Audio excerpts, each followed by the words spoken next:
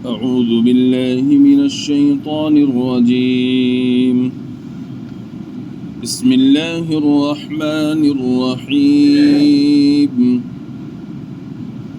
حميم تنزيل الكتاب من الله العزيز الحكيم. إن في السماوات والأرض لآيات للمؤمنين وفي خلقكم وما يبث من دابة آيات لقوم يوقنون واختلاف الليل والنهار وما أنزل الله من السماء من رزق فأحيا به الأرض بعد موتها وتصريف الرياح آيات لقوم يعقلون تلك آيات الله نتلوها عليك بالحق فبأي حديث بعد الله وآياته يؤمنون. صدق الله العظيم. حامیم تنزیل الکتاب من اللہ العزیز الحکیم. حامیم یہ نازل کی ہوئی کتاب ہے اللہ غالب حکمت والے کی طرف سے. آج سورہ جاثیہ شروع ہو رہی ہے اور یہ سورہ جاثیہ قرآن مقدس کی ان سورہ مبارکہ میں سے ہیں جو مکی کہلاتی ہیں، یعنی ان سورہ مبارکہ کا نزول حضور اکرم صلی اللہ تعالی علیہ وآلہ وسلم کی ذات گرامی پر ہجرت فرمانے کی غرض سے مدینہ منورہ تشریف لے جانے سے پہلے ہوا ہے. اس سورہ مبارکہ کے جو بنیادی مضامین ہیں وہ توحید، رسالت اور آخرت ہے. اور اس سورہ مبارکہ کا نام جاثیہ ہے. جاثیہ اس مناسبت سے ہے کہ اس سورہ مبارکہ کے اندر ایک آیت ہے وَتَرَىٰ كُلَّ أُمَّةٍ جَاثِيَةٍ. اس مناسبت سے اس کا نام جاثیہ رکھا گیا ہے. اس سورہ مبارکہ کی جو شروعات کی ہے اللہ تعالیٰ نے وہ لفظ حامیم سے فرمائی ہے. حامیم یہ ان حروف میں سے ہے جو الگ الگ کر کے پڑھے جاتے ہیں، لکھے ایک ساتھ جاتے ہیں لیکن الگ الگ کر کے ان کو پڑھا جاتا ہے. اور یہ قرآن مقدس کی بہت سی صورتیں ایسی ہیں جن کے شروع میں یہ الفاظ اور یہ حروف آئے ہیں اور ان کو حروف مقطعات کہا جاتا ہے. ان کے معانی اور مراد کیا ہیں؟ وہ اللہ اور اس کے پیغمبر کے درمیان میں ایک راز ہے. وہ پیغمبر نے اپنے امتیوں کو نہیں بتایا ہے. اس لیے علماء کرام نے فرمایا کہ بس ہمیں یہ کہنا چاہیے اور یہ ذہن میں رکھنا چاہیے کہ ان حروف سے اللہ تبارک و تعالیٰ کی جو مراد ہے ہمارا اس پر ایمان ہے. اس کے بعد اللہ تعالیٰ نے ارشاد فرمایا کہ یہ قرآن ایسی کتاب ہیں جو اللہ تبارک و تعالیٰ کی طرف سے اتاری جا رہی ہے اور اللہ کی شان یہ ہے کہ وہ غالب بھی ہے اور حکمت والا بھی ہے. مشرکین مکہ یہ اعتراض کرتے تھے کہ یہ قرآن کسی شاعر کا کلام ہے یا کاہن کا کلام ہے. کبھی کہتے کہ یہ قرآن محمد صلی اللہ علیہ وسلم نے گھڑ لیا ہے، کبھی کہتے کہ کوئی غلام ہے عجمی اور جو غلام ان کو سکھا دیتا ہے اور پھر یہ پڑھ کر سنا دیتے ہیں. تو اللہ تبارک و تعالیٰ نے ان تمام باتوں کی تردید فرمائی اور یہ ارشاد فرمایا کہ یہ قرآن تو نہ کسی کا انسان کا کلام ہے، نہ محمد عربی صلی اللہ علیہ وسلم نے اس کو بنایا ہے اور نہ ہی کوئی آپ کو سکھاتا تھا، بلکہ تو اللہ تبارک و تعالیٰ کی طرف سے نازل ہونے والی کتاب ہے جو اللہ کا کلام ہے اور اللہ نے جبریل امین کے ذریعے سے محمد عربی صلی اللہ تعالیٰ علیہ وآلہ وسلم کے قلب اطہر پر اس کو اتارا. تمام باتوں کی تردید فرما دی اور ارشاد فرمایا تنزیل الکتاب من اللہ العزیز الحکیم، ایسی کتاب ہے جو اللہ تبارک و تعالیٰ کی طرف سے اتاری جا رہی ہے، اس کی شان یہ ہے کہ اللہ غالب ہے اور حکمت والا ہے۔ ان فی السماوات والارض لآیات للمؤمنین، بے شک آسمانوں میں اور زمین میں ایمان والوں کے لیے بہت سی نشانیاں ہیں۔ آسمانوں میں اور زمین میں ایمان والوں کے لیے بہت سی نشانیاں ہیں۔ کیسے ہیں نشانیاں؟ آسمان کی بلندی کو آدمی اگر دیکھے تو دیکھنے کے بعد وہ یہ کہے گا کہ بھئی اس آسمان میں جو اتنی اونچائی پر ہے اور جہاں تک انسان کی نگاہ جاتی ہے وہاں تک آسمان ہی آسمان پھیلا ہوا ہے، تو اتنی بڑی چھت ہے، اتنا بڑا آسمان ہے، نہ کوئی دیوار ہے نہ کوئی پلر ہے، بغیر پلر کے بغیر دیوار کے کیسے ٹکا ہوا ہے؟ جبکہ اگر ہم چھوٹی بھی سی بھی چھت ڈالتے ہیں تو اس کے لیے ہمیں دیواریں کھڑی کرنی پڑتی ہیں، اس کے لیے ہمیں پلر کھڑے کرنے پڑتے ہیں، تب جا کر کے وہ چھت رک پاتی ہے، ورنہ چھت رک ہی نہیں پاتی ہے۔ لیکن اتنا بڑا آسمان، جہاں تک نگاہ جا رہی ہے آسمان ہی آسمان ہے، وہ اتنی بلندی پر ہے، لیکن اس کے باوجود ہم دیکھتے ہیں کہ نہ کوئی دیوار ہے نہ کوئی ستون ہے، تو پھر یہ کیسے رکا ہوا ہے؟ کوئی ذات ہے اس کو جو روکے ہوئے، اور وہ ذات وہی ہے جس کا نام ہے اللہ تبارک و تعالی، وہی ذات ہے۔ اور پھر آسمانوں میں دیکھو کہ اس آسمان میں سورج ہے، اس آسمان میں چاند ہے، اس میں ستارے ہیں جھلمل کرتے ہوئے، یہ سب کیا ہیں؟ سب اس بات کا پتہ دیتے ہیں کہ اللہ تبارک و تعالی ہے، اور جب ہے تو وہی اس لائق ہے کہ اس کی عبادت کی جائے۔ اور پھر زمین میں بھی غور کرو، زمین میں اللہ تبارک و تعالی نے کس طرح سے انسانوں کے رہنے کے لیے زمین کو بچھونا بنایا، اور زمین حرکت نہ کرے، ایک جگہ ٹھہری رہے، اس کے لیے اس زمین میں اللہ تبارک و تعالی نے پہاڑ بنائے، اور پہاڑوں کو میخوں کی طرح، کیلوں کی طرح زمین میں گاڑ دیا گیا تاکہ زمین حرکت نہ کرے۔ تو آدمی ان چیزوں میں غور کرتا رہے۔ فرمایا آسمانوں میں اور زمین میں ایمان والوں کے لیے نشانیاں ہیں، ایمان والے اگر ان میں غور کریں اللہ تبارک و تعالی کی قدرت کی نشانیوں میں، تو اس کو اللہ کی پہچان ہوگی، اللہ کی معرفت نصیب ہوگی۔ وفی خلقکم، اور خود تمہاری تخلیق میں، کیوں دور جاتے ہو؟ کیوں آسمان میں دیکھ رہے ہو؟ کیوں زمین میں؟ خود اپنی ہی تخلیق میں غور کرو۔ تم اگر اپنی پیدائش میں غور کرو گے تمہیں پتہ لگے گا کہ کس طرح سے اللہ تبارک و تعالی نے تم کو بنایا۔ تم کیا تھے؟ تم ایک ناپاک قطرہ، اور حالت یہ تھی کہ ناپاک قطرہ اگر جسم سے نکلا تو جسم ناپاک، پورے جسم کو دھونا پڑے گا، غسل کرنا پڑے گا۔ کپڑے پر لگ جائے کپڑا ناپاک ہے، اگر تمہارے ہاتھ پر لگ جائے تم اس سے گھن محسوس کر رہے ہو۔ اس ناپاک قطرے سے اللہ تبارک و تعالی نے تمہارا وجود بخشا، 7 مراحل سے گزرنے کے بعد میں تب تم انسان وجود میں آئے ہو۔ اور پھر اللہ تعالیٰ نے انسان کے اندر کان، ناک، آنکھیں اور طرح طرح کی چیزیں اس چھوٹے سے انسان کے اندر رکھی ہیں۔ چھوٹا سا کارخانہ ہے، دل بھی ہے اس میں، گردے بھی ہیں اس میں، پھیپھڑے بھی ہیں، طرح طرح کی چیزیں اللہ نے اس انسان کے چھوٹے سے کارخانے کے اندر رکھی ہیں۔ اگر تھوڑی سی انسان کی ناک ٹیڑھی ہو جائے تو بدنما معلوم ہوگا، آنکھ اگر ایک کام نہ کرے تو بدنما معلوم ہوتا ہے۔ تو کیسا قدرت والا ہے اللہ جس نے انسان کو خوبصورت سانچے میں ڈھالا ہے۔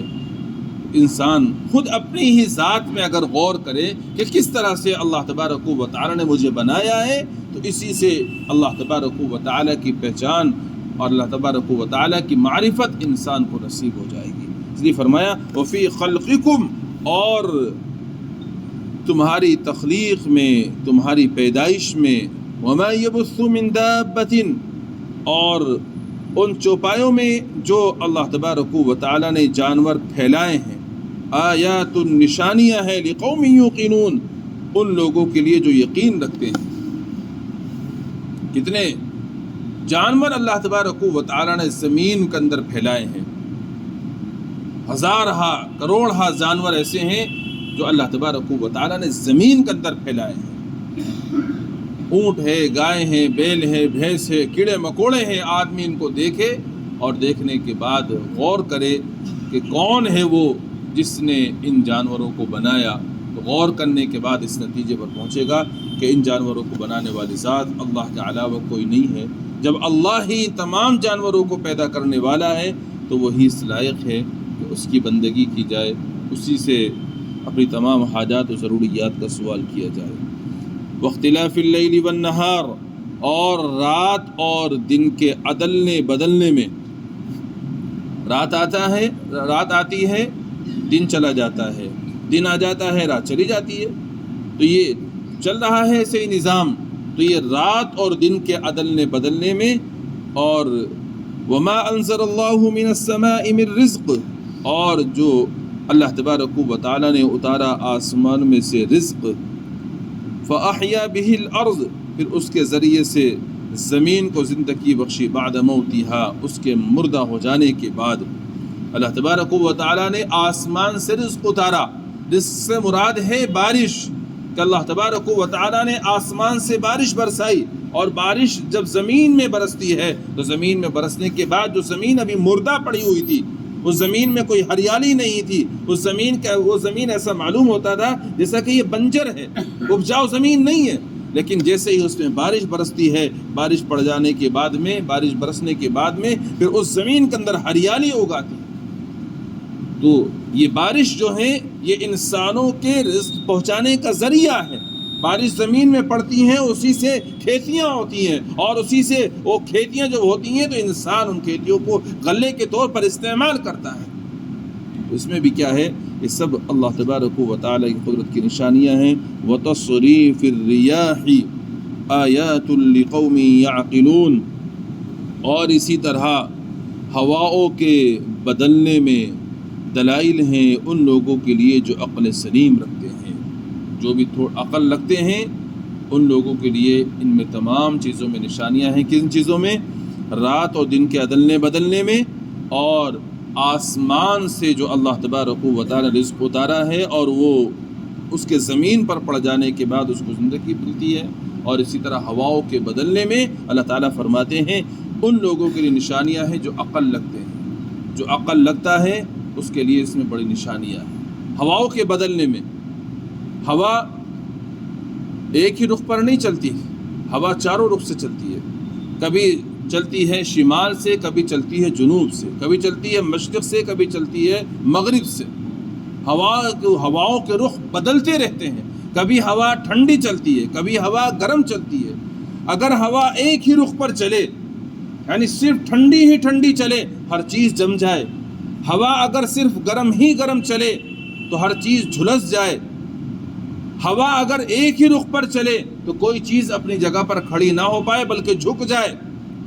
یہ اللہ تبارک و تعالیٰ کی قدرت کی نشانی ہے کہ جس رب نے ہوائیں چلائیں جو انسانی زندگی کی، انسان کے زندہ رکھنے کے لیے ضروری ہے، ہوا چلائی اس نے، لیکن ہواؤں کو بھی ایک ہی رخ پر نہیں چلایا، ہواؤں کو بھی صرف ٹھنڈا یا گرم ہی نہیں چلایا بلکہ ہواؤں کے رخوں کو بدلا اس نے، تاکہ انسان آسانی کے ساتھ میں زندگی بسر کر سکے۔ کبھی غور کیا اس چیز پر کہ ہوا ایک ہی رخ پر نہیں چلتی؟ کبھی غور کیا اس چیز کے اوپر کہ ہوا ہمیشہ ایک ہی نہیں چلتی، بلکہ کبھی ٹھنڈی چلتی ہے، کبھی گرم چلتی ہے، اور کبھی ہواؤں کے ذریعے سے بادل آتے ہیں اور کبھی ہوائیں بادلوں کو ہکا کر کہیں اور لے جاتی ہیں، اور کبھی ہوائیں ٹھنڈی چلتی ہیں، کبھی ہوائیں گرم چلتی ہیں۔ اب ہوائیں ٹھنڈی چلنی شروع ہوں گی تو اب لوگوں نے کہنا شروع کر دیا جی بس اب سردی کا موسم آنا شروع ہو گیا، اور پھر سردی کا موسم جاتا ہے ہوائیں گرم چلنی شروع ہو جاتی ہیں، لوگ کہنا شروع کر دیتے جی گرمی آنے لگی ہے۔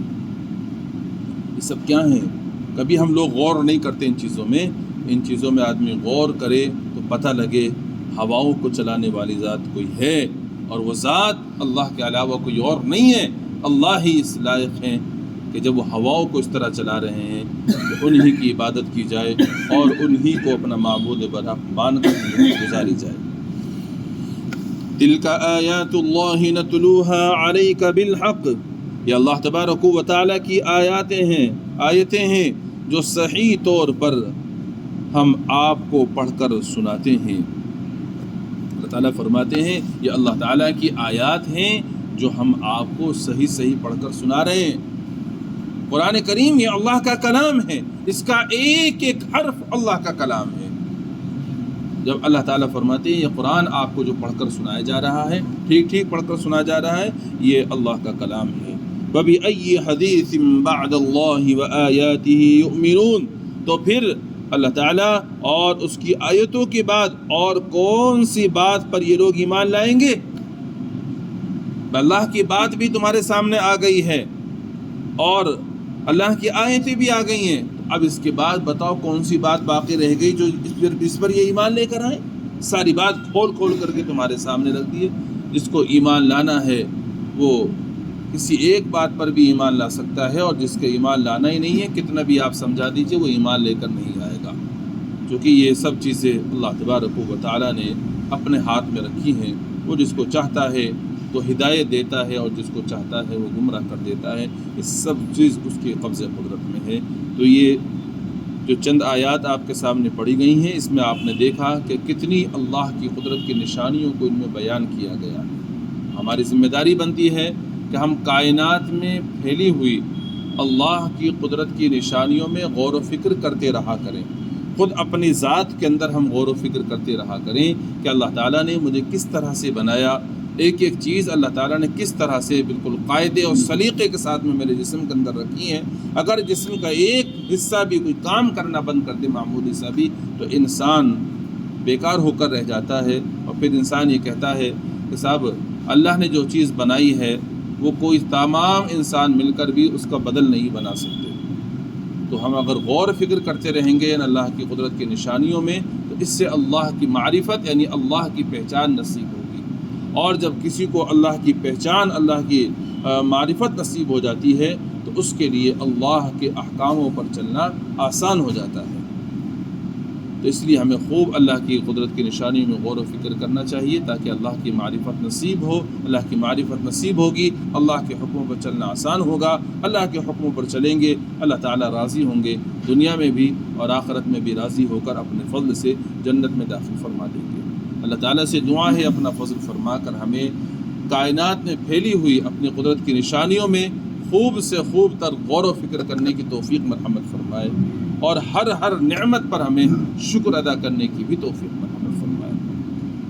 سبحان اللہ بحمدہ، سبحانک اللہم بحمدک، ونشہد ان لا الہ الا انت، نستغفرک ونتوب الیک۔ سبحان ربک رب العزة عما یصفون، وسلام علی المرسلین، والحمد للہ رب العالمین۔